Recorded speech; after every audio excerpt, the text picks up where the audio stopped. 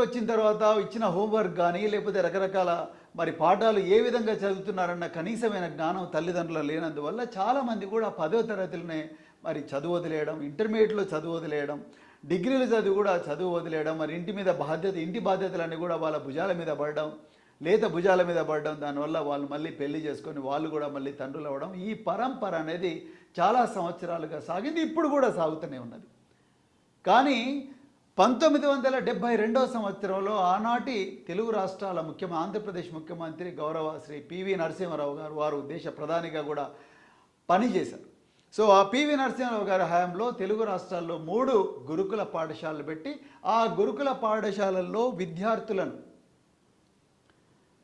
select చేసి, అంటే ఇంత పెద్ద సమూహంలో కొంతమంది విద్యార్థులను పెద్ద పోటీ పరీక్ష నిర్వహించి అందులో నిష్ణాతులైన ప్రతిభావంతులైన విద్యార్థులను సెలెక్ట్ చేసుకొని వాళ్ళను గురుకుల పాఠశాల